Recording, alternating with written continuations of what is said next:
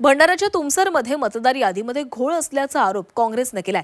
तुमसर नगर परिषद हद्दीमध्ये 10,000च्या वर मतदारांचे मतदान स्थानांतर झालेले, तर काहींचं दुबार नाव मतदार यादीमध्ये असल्याचं काँग्रेसकडून सांगण्यात येतंय। दरम्यान निवडणुकीआधी राज्य निवडणूक आयोगानं मतदार यादी दुरुस्त करायला हवी असं काँग्रेसचं म्हणणं आहे।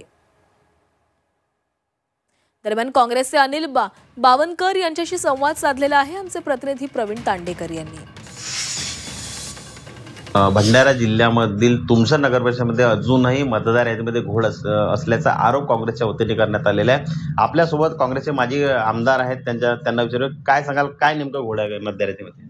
तुमसरच्या मतदार यादीमध्ये जो घोळ आम्हाला दिसला आहे तो घोळ असा आहे की याच्यामध्ये तुमसरमध्ये 1 ते 12 प्रभाग आहेत आणि त्या 1 ते 12 प्रभागापैकी काही प्रभागाचे नाव, म्हणजे जसे उदाहरणार्थ 2 नंबर प्रभागाचे काही नाव, जवळजवळ 400 ते 500 नाव हे प्रभाग क्रमांक 7, प्रभाग क्रमांक 4 आणि प्रभाग क्रमांक 5 मध्ये गेलेले आहेत।